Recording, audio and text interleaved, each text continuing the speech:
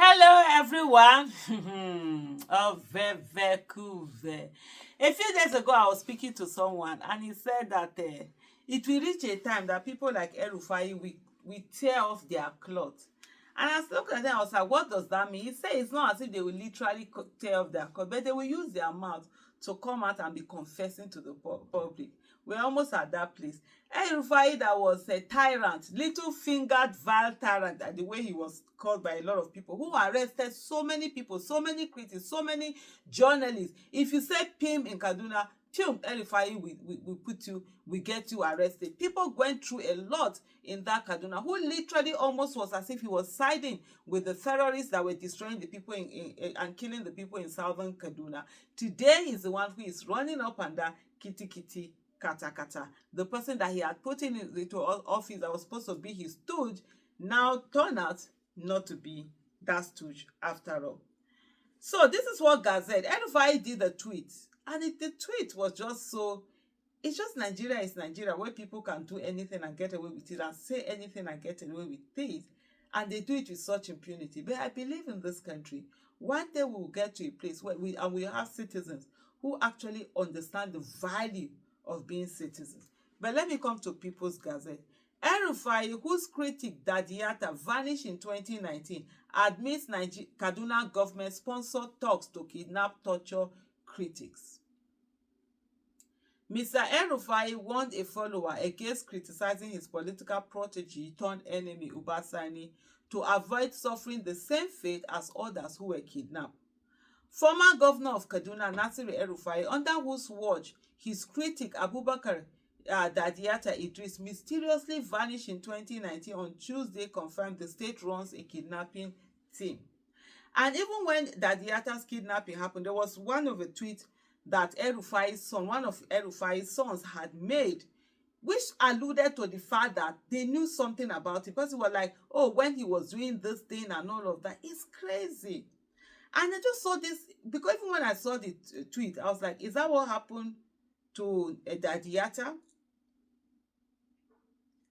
Mr. El-Rufai, in a cryptic message on X, warned one of his followers against criticizing his political protege turned enemy Uba Sani to avoid suffering the same fate as others who were kidnapped and tortured by state-sponsored thugs for criticizing the state governor. Be careful, Imran at IU Wakili, Mr. El-Rufai said, quoting the tweet, berating his successor and warning that the Kaduna kidnapping team, I will reveal this next week, inshallah. That's what El-Rufai said. Will either try implementing the Dambiliki commander, abduct, whip, and then offer money, or the Bashir Saidu, abduct and imprison treatment on you. We don't know of the abduct and killed treatment, because a lot of people have said that probably that Diata is no longer alive, that he might have been killed. So probably they have an abduct and kill that he hasn't mentioned here. The former governor warned critics of the Kaduna State governor to please keep away from Kaduna and stay safe wherever they are. Mr. El-Rufai's reference on how thugs supporting Mr. Sani abducted and assaulted Abdulmajid Al-Mustafa, commonly known as the Biliki commander, for allegedly insulting the governor, reveals state leaders' involvement in increasing enforced disappearance.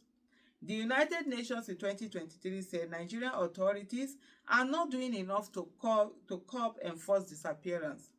Mr. El-Rufai's revelation of a state-sponsored kidnapping gang comes almost 6 years after his critic Dadiata mysteriously vanished and is said to be found either dead or alive. He didn't mysteriously vanish. He was taken from his house. And this is for those who don't know the story. In 2019, August 1st, Dadiata was driving into his compound. He had gotten into his compound. He was even on the phone. So earlier he had called his wife, asking her what did she want. She had asked, I think, for suya or something. And he bought it.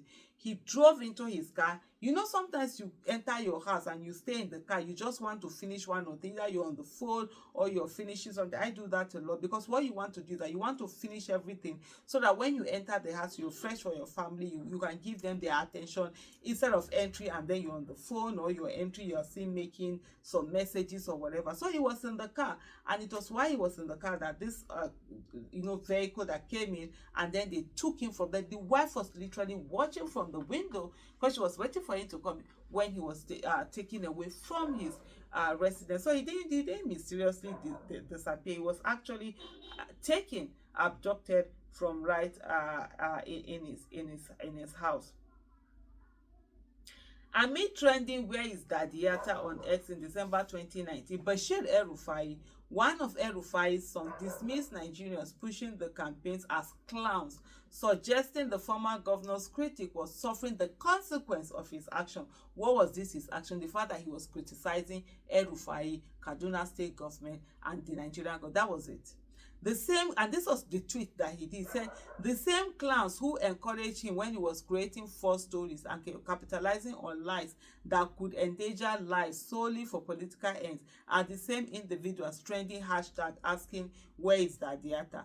Dangerous lies in the public space have consequences, and this was El-Rufai's son. And so people kept asking, okay, what are the consequences that Dadiata has now faced in you people's hands? For you to come out and be talking about that means you know more about it than than the rest of the people.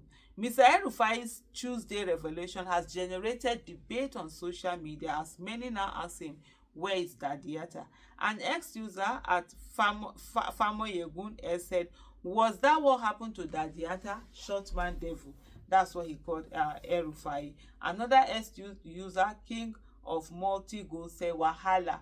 Was this done under your tenure too, Malam? Nigeria is in big shit. This guy you vote in to serve now act like drug lords, kidnapped your citizens. No wonder people are missing every day, without traces. The impunity of it all, for someone to come out and actually say this thing with all boldness, knowing that nothing is going to be done to them, it's what makes Nigeria what it is.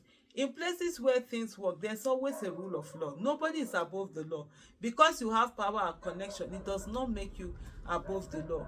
And one thing that people don't understand, there was a particular tweet, that I did. I'm going to just look for that tweet now and read it out, because for me, it's just so profound. When I see people who are like trying to kill other people, do something, and at the end of the day, we are all going to die. Whether you take him out today or you take him out tomorrow, it's still going to burden that even you're going to go that way. So there was something here. I'm just trying to. Okay, yeah. So this was on that particular tweet that El-Rufai had also done. I did a tweet and I said, under which one was Dadiata treated?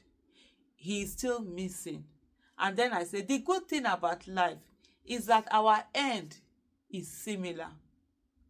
Nobody will leave the world alive.